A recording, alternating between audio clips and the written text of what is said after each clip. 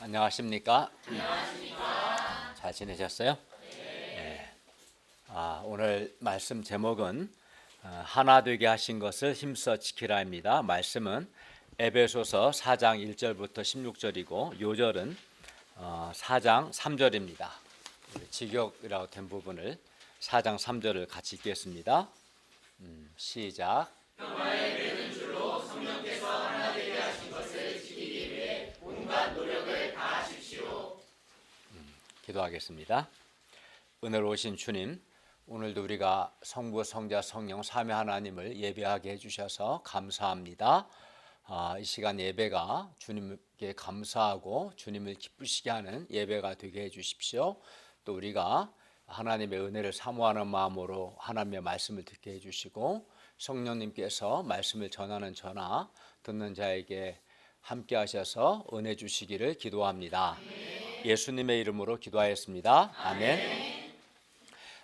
우리가 지난 시간 에베소서 1장에서 3장까지 공부했는데요. 이제 4장부터 6장은 예수 그리스도의 은혜로 구원을 받아 한 세 사람, 즉 새 인류가 된 신자들이 어떻게 살아야 하는가 권면하는, 이제 크게 보면 권면부에 해당합니다. 4장부터 6장은 사도 바울은 오늘 4장에서 하나님의 부르심을 받은 그 부름에 합당하게 행해야 한다라고 말씀하고, 하나님의 부르심에 합당하게 행하는 것은 두 가지. 첫째는 성령님께서 하나 되게 하신 것을 지키기 위해서 온갖 노력을 하는 것이고, 둘째는 그리스도의 몸을 세우고 그리스도의 충만의 성숙한 분량까지 성장하는 것이다 라고 말씀합니다.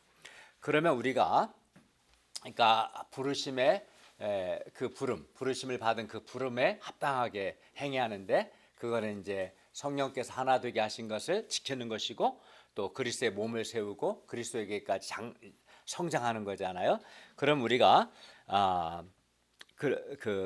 성령님께서 하나가 되게 하신 걸 지키고 그리스도의 몸을 세우고 그리스도의 충만의 성숙한 분량까지 성장하기 위해서 어떻게 해야 하는가 배울 수 있기를 기도합니다. 제1장 성령께서 하나 되게 하신 것을 지키기 위해 온갖 노력을 다하십시오. 1절부터 6절입니다. 우리 1절을 한번 읽어볼까요? 시작. 그러므로 주 안에서 죄수된 내가 여러분에게 권합니다. 여러분은 부르심을 받은 그 부름에 합당하게 하십시오. 여기서 그들이 부르심을 받은 그 부름이란 그들 각 사람이 원래 이제 이방인 불신자들이었는데 그들이 복음의 말씀을 듣고 예수 그리스도의 은혜로 이제 구원을 받았어요. 그리고 한 세 사람, 새 인류가 되었고 그리스도의 몸인 교회의 지체가 되었다는 것을 의미합니다. 그게 이제 부르심을 받은 그 부름이죠. 따라서 그들이 하나님의 부르심을 받은 그 부름에 합당하게 행하는 것은 하나님의 한 세 사람, 새 인류가 되었는데, 그리고 그리스도의 몸의 지체가 되었는데 그 신분에 어울리는 삶을 사는 겁니다. 그러면 우리가 어떻게 하는 것이 부르심을 받은 그 부름에 합당하게 행하는 것일까요? 4장에서는 말씀드린 것처럼 크게 두 가지를 이야기합니다. 우리가 부르심을 받은 그 부름에 합당하게 행한다는 것은, 첫째는 성령께서 하나 되게 하신 것, 즉 교회의 하나됨을 지키기 위해서 온갖 노력을 다하는 것입니다. 둘째는 우리 각 지체가 그리스도의 몸을 세우고 그리스도의 충만의 성숙한 분량에 이르기까지 성장하는 것입니다. 특히 성령 하나님께서 하나 되게 하신 것, 여기서 하나 되게 하신 것은 교회의 하나됨을 가리키는데, 이 교회의 하나됨을 지키는 것이 하나님의 부르심을 받은 그 부름에 합당하게 행하는 삶의 가장 중요한 요소입니다. 예수님께서도 요한복음 17장 21, 22절에서 성부 하나님과 예수님께서 하나가 된 것처럼 남은 제자들도 하나가 되게 해달라고 기도하셨어요. 그러니까 이 기도는 예수님께서 지상에 계실 때 마지막으로 하신 가장 중요한 기도였어요. 그만큼 교회의 하나됨은 매우 중요합니다. 그리고 우리가 성령님께서 하나 되게 하신 것, 즉 교회의 하나됨을 지키기 위해서는 2, 3절을 보면 어떻게 지킬 수 있는가? 모든 겸손과 온유로 또 오래 참음으로 사랑 안에서 서로 용납하면서 평화에 매는 줄로 성령께서 하나 되게 하신 것을 지키기 위해서 노력을 할 때, 그때 이제 성령께서 하나 되게 하신 것을 지킬 수 있어요. 그러니까 성령께서 하나 되게 하신 걸 지키려면 뭐가 요구되는 거? 2, 3절에 보면 겸손, 온유로, 오래 참음으로 사랑 안에서 용납하고 평화에 매는 줄로 묶을 때 하나 되게 하신 걸 지킬 수 있다는 겁니다. 그러면 2절 한번 읽어볼까요? 시작. 모든 겸손과 온유로 오래 참음으로 사랑 안에서 서로 용납하면서. 예, 사도 바울은 평화에 매는 줄로 성령님께서 하나 되게 하신 것을 지키기 위해 온갖 노력을 다하라고 권면하고, 이를 위해서 성령께서 하나 되게 하신 것을 지키기 위해서 필요한 덕목들을 열거하는데, 그것은 바로 겸손, 온유, 오래 참음, 사랑입니다. 이러한 덕목이 있어야 성령님께서 하나 되게 하신 것을 지킬 수 있다는 거예요. 성령님께서 하나 되게 하신 것, 즉 교회의 하나됨을 지키기 위해서 가장 중요한 덕목이 뭘까요? 맨 앞에 나와 있는 게 가장 중요해요.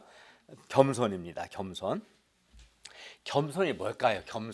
겸손은 이제 자기를 낮추고 다른 사람의 가치를 인정하고 다른 사람을 높이는 것, 이게 겸손이죠. 그리하여 겸손한 사람은 다른 사람들과의 관계에서 자기를 높이거나 자기를 주장하지 않습니다. 그리하여 자기를 낮추고 남을 낮게, 그러니까 더 좋게 여기는 겸손은 교회 공동체의 평화와 하나됨을 증진시킵니다. 반면 이제 교만은 뭐겠어요? 자기를 높이는 거겠죠? 자기를 주장하는. 그래서 자기를 높이고 자기를 주장하는 교만은 교회 공동체에 불화를 가져오고, 평화가 아닌 불화를 가져오고 공동체를 분열시킵니다. 그렇기 때문에 겸손은 아무리 강조해도 지나치지 않습니다. 다음으로 성령께서 하나 되게 하신 것, 즉 교회의 하나됨을 지키기 위해서 필요한 덕목은 온유입니다. 온유는 자기 권리를 주장하지 않고 이제 다른 사람을 배려하는 것인데요. 인내와 관용이 충만한 온화하고 부드러운 성품입니다. 온유하려면 인내하고 관용해야 하거든요. 인내와 관용이 충만한 온화와 부드러운 성품이 온유입니다. 다음으로 오래 참음이 있어야 성령께서 하나 되게 하신 것을 지킬 수 있는데요. 오래 참음은 다른 사람의 약점을 포용하는 것이고, 참는다는 말은 힘든 걸 참는 거니까요. 약점을 포용하는 것이고, 다른 사람의 잘못에 대해서 분노하고 보복하는 것이 아니라 그것을 참아내는 것, 이게 오래 참음입니다. 사랑은 뭐겠어요? 우리 지난 시간에도 언급했는데 사랑이 뭔가? 고린도전서 13장이 가장 잘 사랑에 대해서 말씀하는데, 가령 고린도전서 13장에서 배운 것처럼 사실 모든 덕목들을 합친 것이 바로 사랑이에요. 예를 들어서 이제 고린도전서 13장 4절은 뭐라고 하냐면, 사랑은 오래 참고, 사랑은 온유하며, 시기하지 아니하며, 사랑은 자랑하지 아니하며, 교만하지 아니하며라고 말씀하기 때문에, 여기 벌써 오늘 본문에서 언급한 오래 참는 것, 온유한 것, 교만하지 않는 것, 사랑 다 포함되죠, 그죠? 그렇기 때문에 겸손과 온유와 오래 참음은 한마디로 사랑 안에 다 포함되는 거죠, 그죠? 왜냐하면 사랑은 오래 참는 거고, 사랑은 교만하지 않는 거고, 사랑 온유한 거니까 겸손, 온유, 오래 참음 다 사랑 안에 포함되어 있어요. 그리고 겸손, 온유, 오래 참음, 사랑은 다 가라디아서 5장 22절에 보면 성령의 열매라고 말씀합니다. 그러니까 성령의 열매라는 것은 인간적인 노력으로 이런 덕목을 갖출 수는 없고 성령의 열매이기 때문에 우리가 겸손, 온유, 오래 참음, 사랑의 성품을 소유하기 위해서는 반드시 말씀을 순종하고 성령님께 순종하고 성령님의 다스림을 받아야 돼요. 그러니까 성령님께 순종하고 성령님의 다스림을 잘 받으면 이런 온유나 겸손이나 오래 참음, 사랑과 같은 성품의 열매를 맺게 될 것입니다. 3절을 다 같이 읽어볼까요? 시작.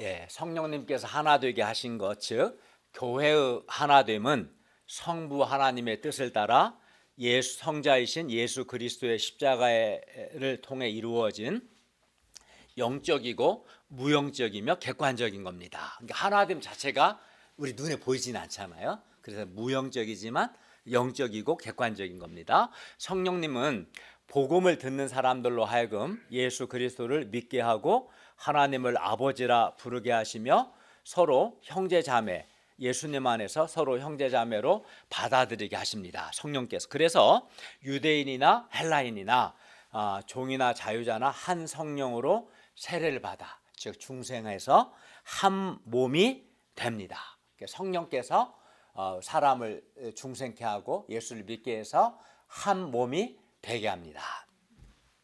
성령께서 하나 되게 하신 것, 곧 교회의 하나됨에 대해서 고린도전서 12장 12절은 다음과 같이 말씀합니다.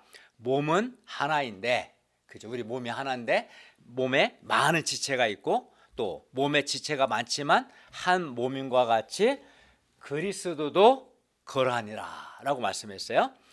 우리 몸은 어때요? 몸은 하나인데 하나의 몸에 많은 지체가 있어요. 예를 들어 뭐가 있어요? 팔, 다리, 손, 발, 발가락, 눈, 코, 귀, 또 뭐가 있을까요?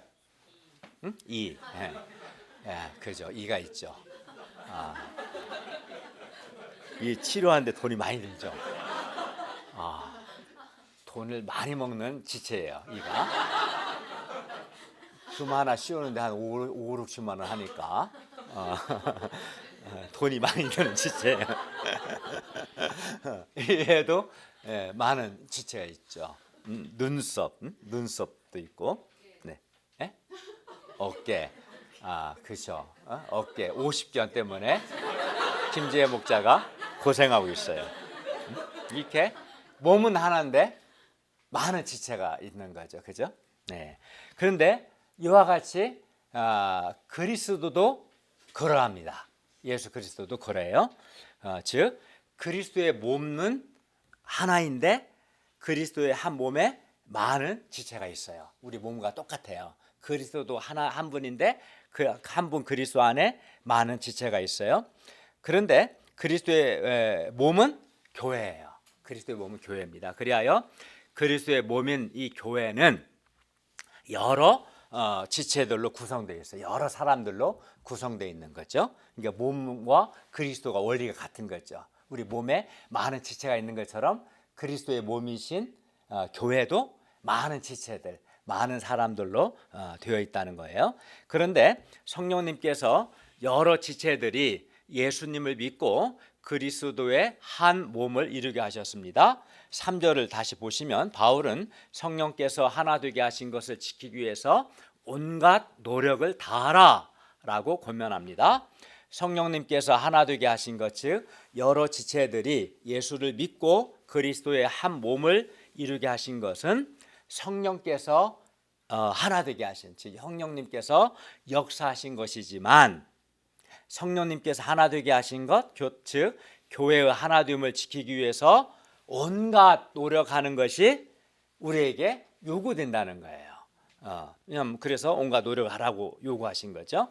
만약 우리 몸이 하나됨을 지키지 않고 몸의 여러 지체들이 서로 갈등하거나 싸우거나 불화하거나 분열하면 우리 몸이 어떻게 될까요? 예를 들어 이제 발이 손과 자기를 비교하면서 손은 하루에도 몇 번씩 씻어주는데 또 핸드크림 바르죠. 발랐는데 발이 왜 나는 자주 안 씻냐? 야, 한 번에 하루에 한 번은 씻고 자야지. 어떤 인간은 씻지도 않고 자니까 바로 열받는 거죠. 야, 한 번은 씻어야지. 씻고 자라고 하는데도 안 씻고, 그러니까 왜 나는 씻지도 않고 왜 도대체 신경을 안 쓰냐? 이렇게 불평하면서 이제 한 몸의 지체임을 거부하면 어떻게 될까요? 이제 이렇게 한 몸을 이루는 여러 지체들이 서로 갈등하고 싸우고 불화하면 이제 우리는 너무나 불편하고 힘들겠죠. 지체들이 안 움직여주니까. 만약에 다리가 안 움직이면 목발을 해야 돼. 목발하고 다녀보세요. 얼마나 힘든지. 불편하고 무엇보다 지체들이 불화하게 되면 심각한 건 뭐냐면 몸이 건강하지 못해요. 건강하지 못합니다. 그리고 몸이 건강하지 않으면 한 지체만 힘든 게 아니라 온몸이 다 같이 고통을 하게 되는 거예요. 병원을 다녀야 돼. 의사 파업하는데 요즘 병원 가기 쉽지 않을 거예요. 그렇기 때문에 한 몸을 이루는 각 지체들이 갈등하거나 불화하지 않고 평화에 매는 줄로 하나됨을 지키는 것이 매우 중요합니다. 그래야 건강합니다. 그런데 우리 몸만 그런 게 아니라 그리스도의 몸인 교회도 마찬가지예요. 교회도 우리 몸만 그런 게 아니라 그리스도의 몸이신 교회도 그렇습니다. 성령님께서 하나 되게 하신 것 곧 교회의 하나됨을 지키는 것이 매우 중요합니다. 그래서 사도 바울은 성령께서 하나 되게 하신 것을 지키기 위해서 온갖 노력을 다하라고 권면합니다. 성령님께서 하나 되게 하신 것 곧 교회의 하나됨은 저절로 지켜지지 않습니다. 저절로 하나 되는 게 아닙니다.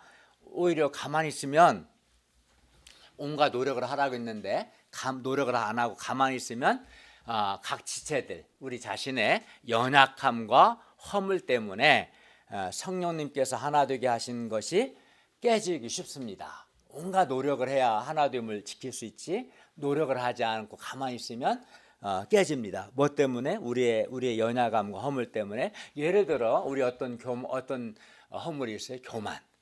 교만이나 나의 자기중심성, 나의 이기심 또는 시기심 또는 무례한 말이나 행동 또는 상처 주는 말이나 행동 등이 이게 이제 우리의 연약함과 허물인데요. 이러한 것들이 교회의 하나됨을 파괴하고 지체들 간의 분열과 다툼을 가져옵니다. 뭐 상처 주는 말하면 듣는 사람이 상처받죠. 기분이 나쁜 거예요. 그래서 자꾸 지체들 간에 불화가 생기게 되고 심하면 분열도 될 수 있는 거예요. 교만한 말하면 기분 나쁜 거죠. 듣는 사람 입장에서는. 그러니까 그런 상처 주는 말, 무례한 말, 교만한 언행들이 이제 자꾸 불화를 가져오는 겁니다. 게다가 사탄은 교회의 하나됨을 깨기 위해서 끊임없이 기회를 엿봅니다. 그리고 사탄은 각 지체들이 서로 갈등하고 다투고 불화하게 합니다. 그러면 성령께서 하나 되게 하신 것을 지키기 위해서는 우리가 어떻게 해야 하겠습니까? 성령께서 하나 되게 하신 것, 즉 교회의 하나됨을 지키고 유지하는 수단은 3절 앞부분을 보면 평화에 매는 줄입니다. 평화에 매는 줄이란 무슨 말이냐면 이제 헬라어로 순데스모스테스 에이레네가 평화거든요. 순데스모스는 영어로 본드입니다. 본드가 뭐예요? 결합시키는 거, 접자시키는 거. 뭐 떨어졌을 때 본드로 이렇게 붙이잖아요. 그래서 결합시키다, 접자시키는 것을 가리켜요. 그래서 이제 한마디로 평화의 매는 줄을 표현한 것은 평화가 여러 지체들을 교회 안에 여러 지체들을 하나로 결합시키고 이렇게 접착시킨다라는 말을 의미해서 평화의 매는 줄이라고 말하는 거예요. 평화의 매는 줄이라는 말은 평화가 여러 지체들을 결합시킨다, 하나 되게 한다 이러한 뜻입니다. 성령님께서 하나 되게 하신 것 곧 교회의 하나됨을 지키기 위해서는 평화로 여러 지체들을 하나로 묶는 결합시키는 온갖 노력을 다해야 한다는 것입니다. 교회 공동체의 구성원들 사이에 불화는 교회의 하나됨을 파괴하지만 교회 공동체의 구성원들 사이에 이루어지는 평화는 공동체를 하나 되게 합니다. 평화의 매는 줄, 즉 평화로 성령께서 하나 되게 하신 것, 교회의 하나됨을 묶어야 평화의 매는 줄, 평화로 묶어야 교회의 하나됨을 유지하고 지킬 수 있습니다. 그리고 이렇게 성령께서 하나 되게 하신 것, 교회의 하나됨을 지킬 때 어떨까요? 평화가 있죠. 그러니까 평화는 성령님께서 하나 되게 하신 것, 교회 하나됨을 지키는, 유지시키는 수단이죠. 평화가 평화로 묶는 거니까요. 동시에 하나 됐을 때 또 교회 평화가 있거든요. 하나됨의 결과이기도 한 거죠. 그러니까 평화는 지체들을 하나로 묶는, 하나됨을 유지시키는 수단이면서 동시에 하나됨의 결과이기도 한 거죠. 하나 될 때 평화가 있는 겁니다. 그런데 평화에 매는 줄, 이 평화는 우리가 2절에서 살펴본 것처럼 모든 겸손과 온유로 오래 참음으로 사랑 안에서 서로 용납할 때 그때 이제 평화가 이루어지는 거예요. 그때 평화가 이루어지는 겁니다. 교만은 구성원 간에 불화하게 하고 교회의 하나됨을 파괴합니다.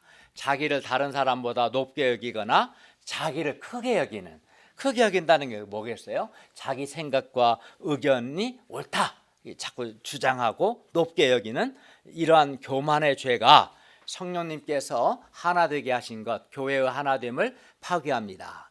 이렇게 교만은 교회 공동체의 불화를 가져오지만 겸손은 교회 공동체의 평화와 하나됨을 가져옵니다. 그러므로 우리는 어떻게 하겠습니까? 교만의 죄를 철저하게 회개하고 정말 겸손해야 합니다. 하나님과 사람 앞에서 자기를 낮추는 겸손의 영적인 투쟁을 해야 합니다. 겸손한 사람이 사실 정말 훌륭한 사람입니다. 우리 한강교회 목자님들 한 분 한 분이 다 똑똑하고 실력이 있고 다 사회에서 다 자기 역할을 합니다. 무엇보다 또 다 자기 생각이 있습니다.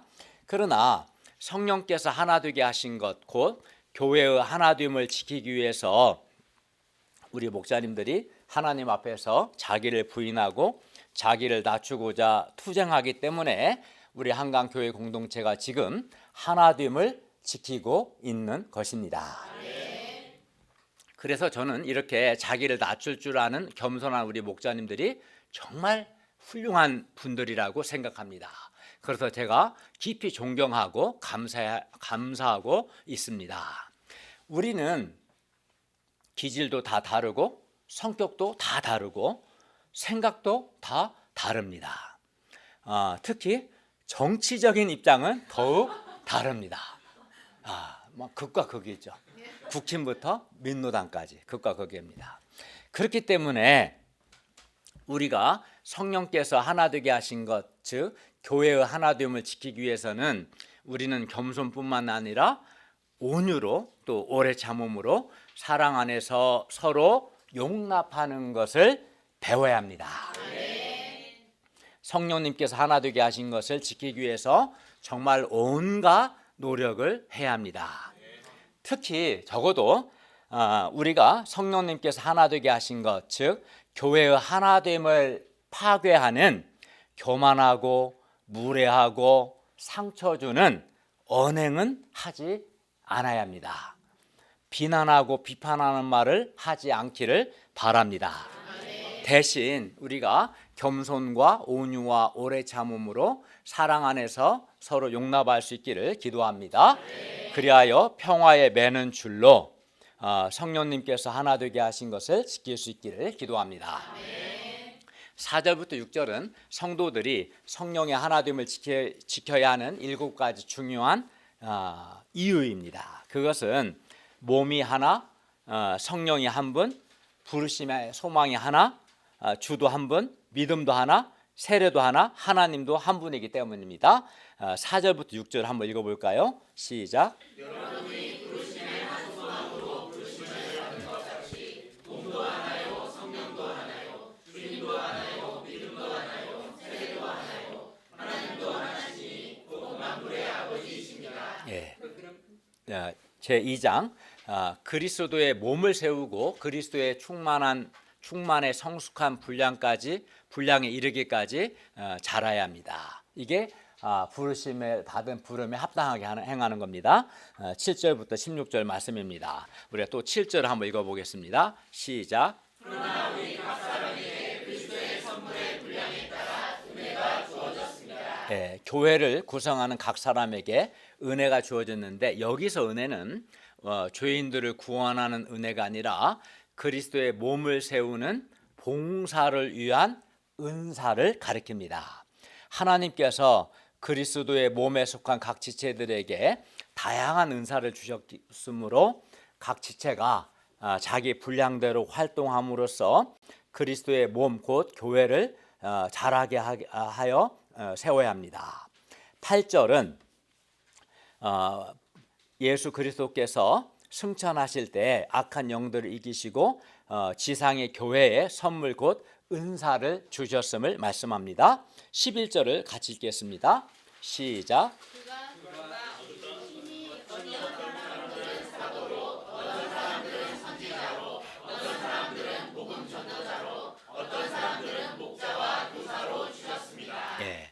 여기서 사도, 선지자, 복음 전도자, 목사 모두 또 교사도 그렇죠. 복음을 전하고 말씀을 가르치는 사역을 통해 복음 전하고 말씀 가르치는 사역을 통해서 성도들을 준비시켜서 봉사의 일을 하게 하고 교회를 세우는 일을 하는 사역자들, 다른 말로 직분자들, 교회 일꾼들입니다. 같은 말이에요. 사역자, 직분자, 일꾼, 그죠?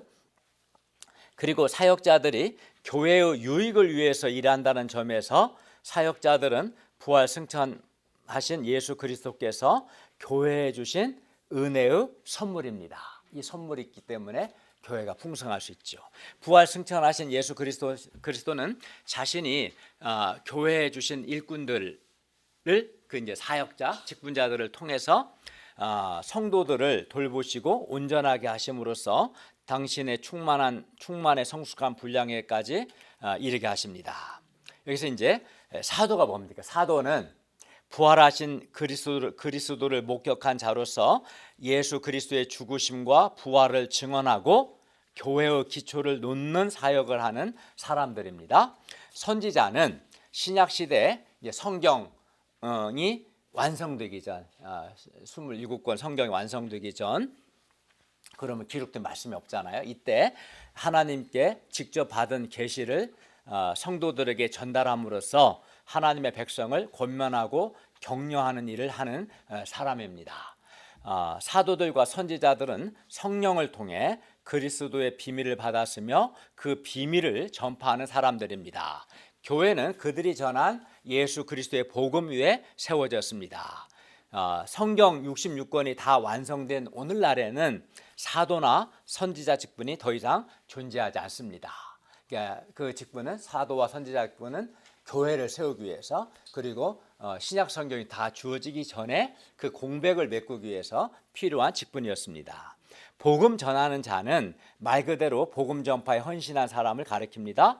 목자는 하나님의 양무리를 먹이고 돌보며 인도하는 한마 양무리를 돌보는 인도하고 먹이는 일을 하는 교회의 지도자를 가리킵니다.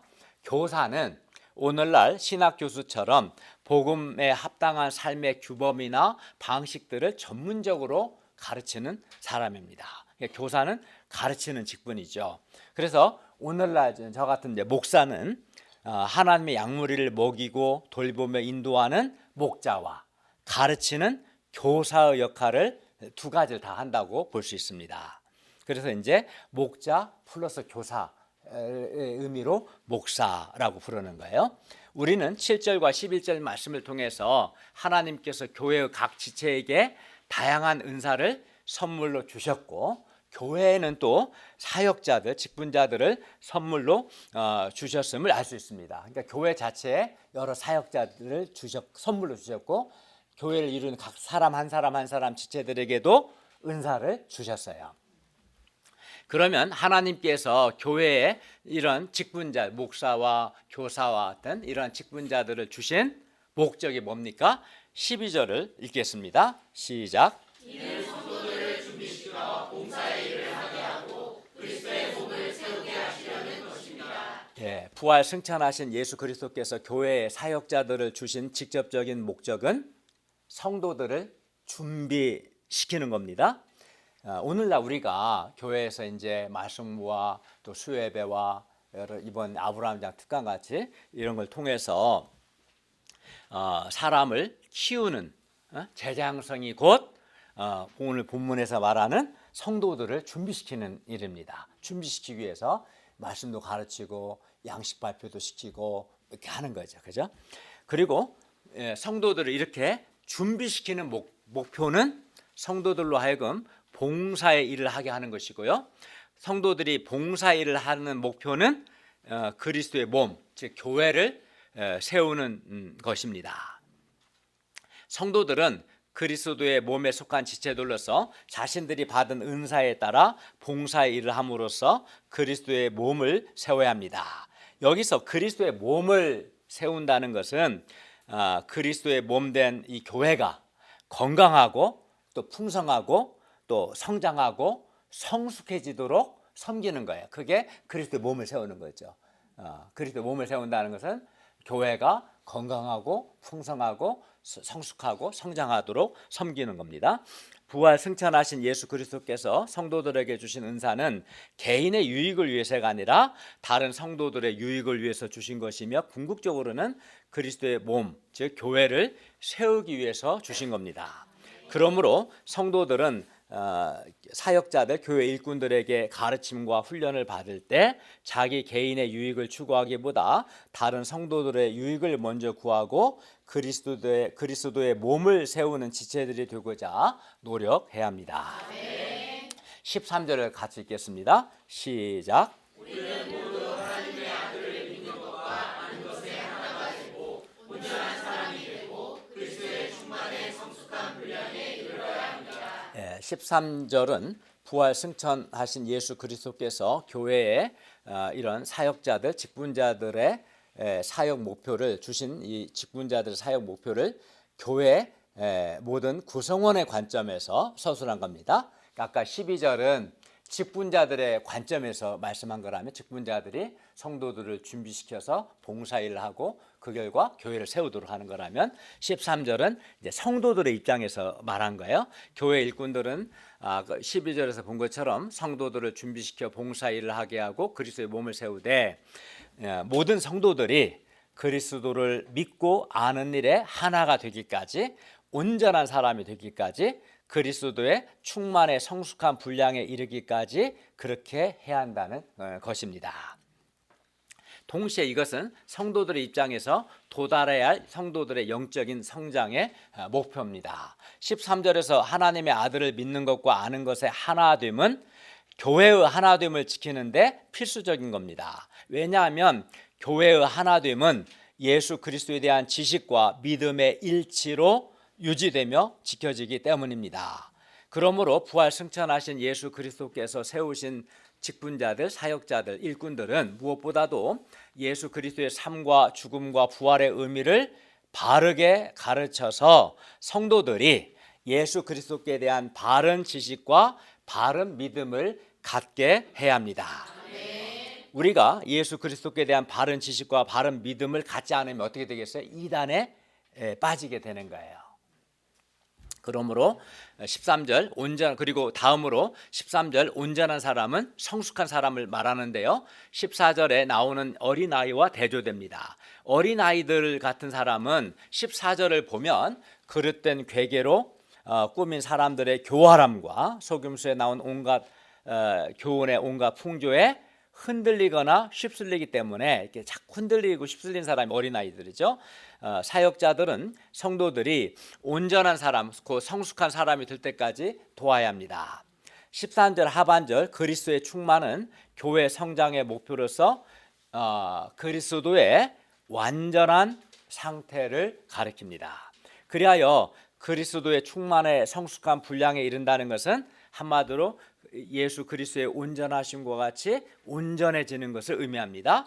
예를 들어 믿음 또는 겸손, 사랑, 섬김, 거룩함, 순종에 있어서 그리스도의 온전하심과 같이 온전해지는 것을 의미합니다.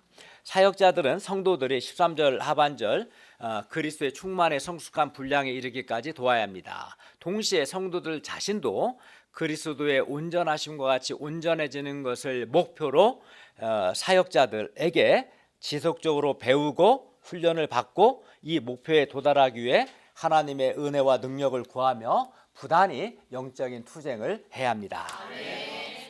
14, 15절에서 사도 바울은 부활 승천하신 예수 그리스도께서 사역자들, 직분자들, 일꾼들을 교회에 선물로 주신 목적을 이제 또 다른 각도에서 언급합니다. 즉 교회 일꾼들을 주신 목적은 12절에서는 뭐라고 했어요? 성도들을 준비시켜 봉사 일을 하게 하고 그리스도의 몸을 세우는 것 인데 이것뿐만 아니라 14절을 보면 성도들이 영적인 어린아이 상태에서 벗어나서 15절을 보면 머리이신 그리스도에게까지 자라게 하는 것. 지금 다 12절, 13절, 14절, 15절 다 하나님께서 교회에 선물로 직분자, 사역자들, 교회 일꾼들을 주신 목적에 대해서 여러 가지 각도에서 말씀하고 있는 거예요.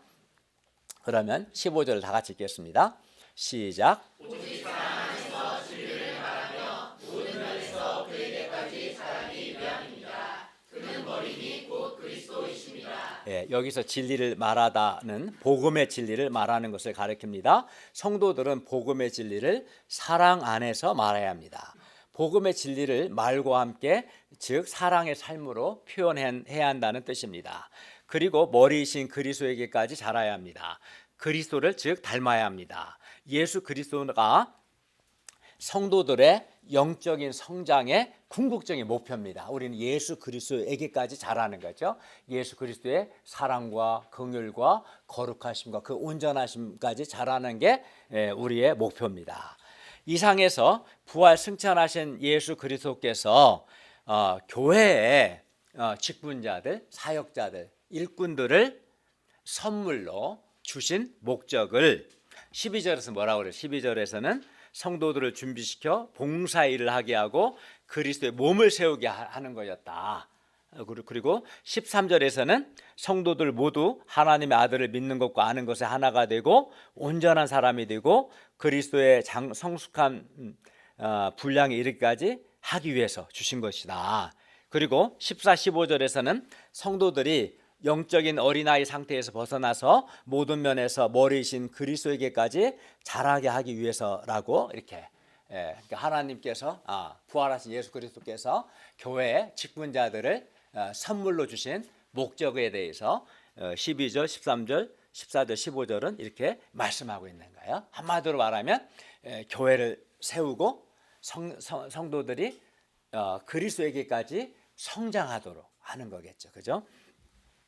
이제 마지막 16절 말씀은 7절부터 15절을 요약하면서 우리가 어떻게 그리스도의 몸을 세우고 그리스도에게까지 자랄 수 있는가? 결국은 이 사역자들 주신 목적이 그리스도의 몸을 세우는 것과 그리스도에게까지 자라는 건데 우리가 어떻게 그렇게 할 수 있는가? 그 비결을 가르쳐 줍니다. 16절을 보십시오. 16절을 중요하니까 한번 읽어보겠습니다. 시작. 그래서 온몸이 공급하는 간파제를 통해 서로 연결되고 서로 결합되어 각 지체가 자기 분량대로 활동함으로써 사랑 안에서 그 몸을 자라게 하여 스스로 세웁니다. 우리 각 지체가 그리스도의 몸을 세우고 그리스도의 충만의 성숙한 분량 곧 예수 그리스도에게까지 자라기 위해서는 네 가지가 중요해요. 네 가지가 꼭 필요합니다. 우리가 그리스도의 몸을 세우고 그리스도에게까지 자라기 위해서는 첫째가 우리 각 지체들이 교회의 머리이신 그리스도께 연결이 잘 되어 있어야 돼요. 머리이신 그리스도께 연결이 잘 되어 있어야 합니다. 16절 상반절을 보십시오. 그에게서 온몸이 그에게서 그는 그리스도죠. 그리스도에게서 온몸이 공급하는 각 마디를 통해 서로 연결되고 서로 결합되어. 그러니까 예수 그리스도는 교회 성장의 목표일 뿐만 아니라 즉 우리가 그리스도에게까지 자라야 하니까 우리의 성장 목표일 뿐만 아니라 교회 성장의 원천이기도 합니다. 성장의 목표이기도 하고 성장의 원천이기도 합니다. 따라서 교회의 각 지체는 반드시 교회의 머리이신 예수 그리스도께 연결되어 있어야 돼요. 우리가 이제 핸드폰을 충전할 때 어떻게 해요? 이게 콘센트에다가 충전기 꽂아야 하잖아요. 그래야 전기가 공급받아 충전되죠. 근데 만약에 안 꽂으면 충전돼 안 돼요? 안 되죠. 연결을 시켜야죠. 그죠? 연결시켜야 돼요. 그러니까 각 지체가 머리이신 그리스도께 연결이 되어 있어야 교회는 그리스도로부터 생명뿐만 아니라 영적 성장에 필요한 모든 자양분이라 할 수 있는 성령의 은사들, 지혜, 은혜, 또 능력들을 머리이신 그리스도로부터 공급받을 수 있어요. 그리스도는 교회 성장 목표일 뿐만 아니라 우리 성장을 위한 영적인 원천이거든요. 그리스도께서 다 공급해 주시거든요. 그러려면 머리이신 그리스도께 잘 연결되어 있어야죠. 만약 우리가 교회의 머리이신 예수 그리스도에게 연결이 잘 되어 있지 않으면, 즉 우리가 예수 그리스도와 인격적인 관계가 아예 없거나 또는 예수 그리스도와 관계가 바르지 않으면 우리는 예수 그리스도로부터 공급을 잘 받지 못하기 때문에 우리는 영적 성장은커녕 생명력이 없게 되는 존재 존립 자체가 힘들어집니다. 그러므로 우리가 나는 머리 또는 다른 지체들과 분리된 독립적인 존재가 아니라 나는 예수 그리스도의 지체, 독립적으로 존재하는 게 아니라 나는 그리스도의 지체라는 의식을 가지고 머리이신 예수 그리스도와 바른 관계를 유지해야 합니다. 즉 우리는 지체로서 겸손해야 돼요. 나 혼자는 존재할 수 없고 머리이신 그리스도와도 연결되어 있어야 하고 다른 지체들과도 연결되어 있어야 한다. 그걸 받아들이는 게 겸손한 거죠.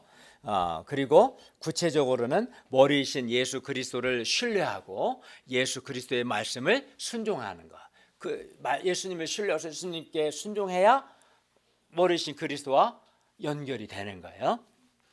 그리하면 우리는 예수 그리스도로부터 공급을 잘 받아서 그리스도의 충만의 성숙한 분량 곧 그리스도에게까지 성장할 수 있습니다.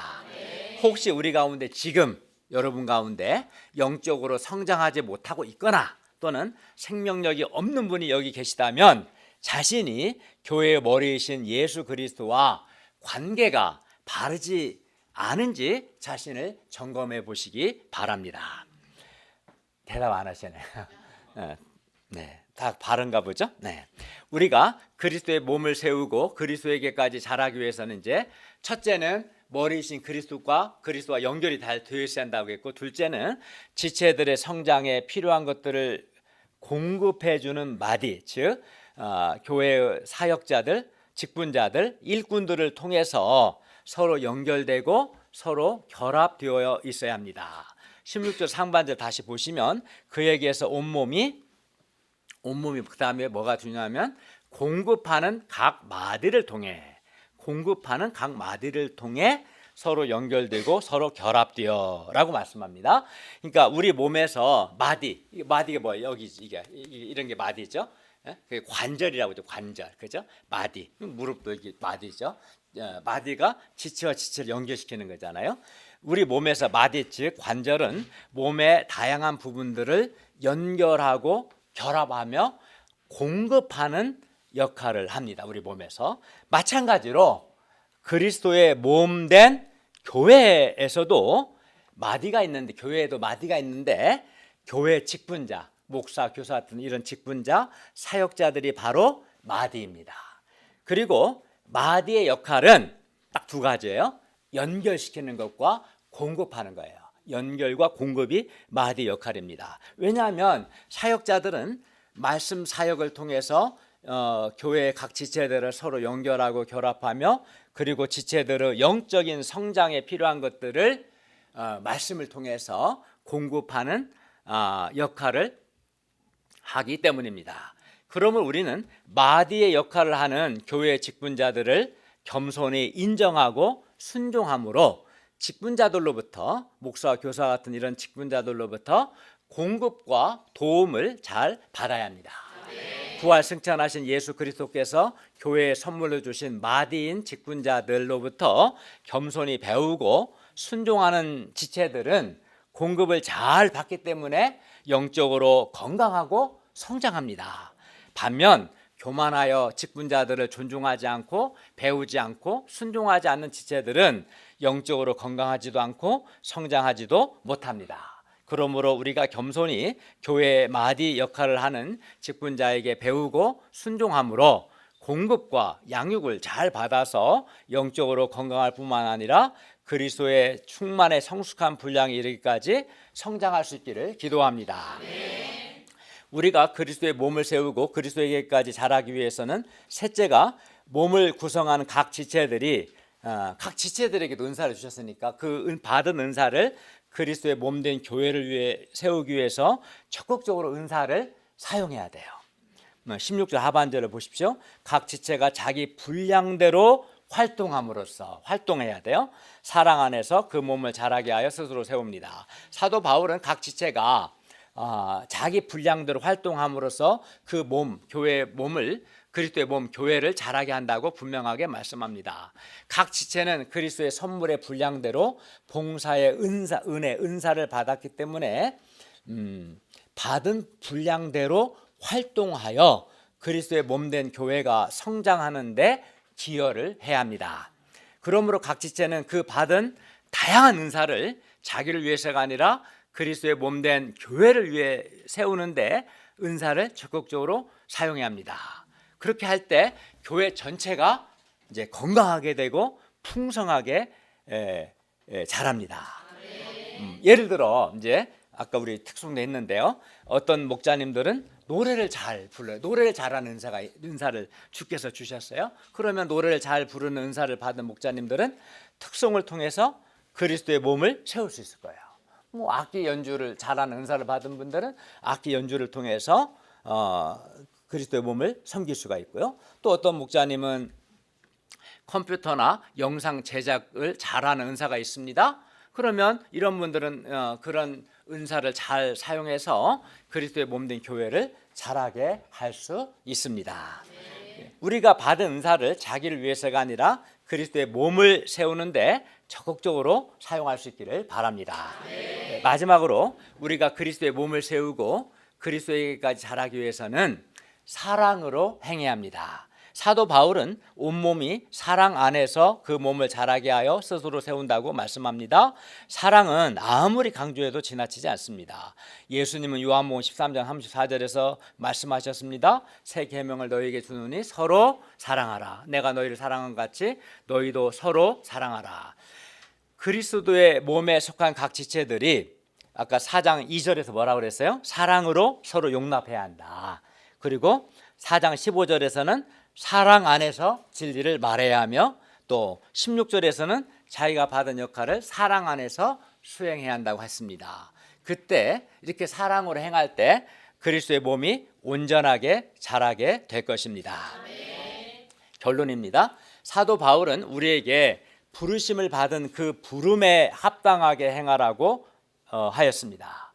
우리가 이를 위해서 먼저는 모든 겸손과 온유로 오래 참음으로 사랑 안에서 서로 용납하면서 평화에 매는 줄로 평화로 성령께서 하나 되게 하신 것을 지키기 위해 온갖 노력을 다할 수 있기를 기도합니다.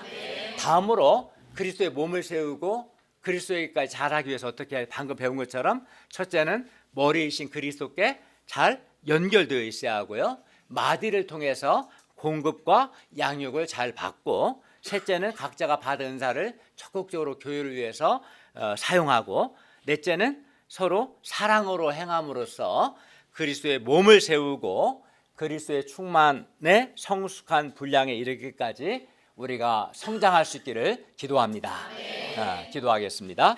은혜로우신 주님, 오늘 말씀을 통해서 우리가 하나님의 부르심을 받은 그 부름에 합당하게 행하는 것이 성령님께서 하나가 되게 하신 그리스도의 몸인 교회의 하나됨을 지키기 위해 온갖 노력을 다하는 것이고, 또 하나님께서 선물로 주신 직분자들에게 잘 배우고 훈련받고 성장함으로써 그리스도의 몸을 세우고 우리 자신이 그리스도에게까지 성장하는 것임을 가르쳐 주셔서 감사합니다. 우리가 겸손히 오늘 배운 것을 행함으로 우리가 부르심을 받은 그 부름에 합당하게 살게 도와주십시오. 예수님의 이름으로 기도하였습니다. 아멘.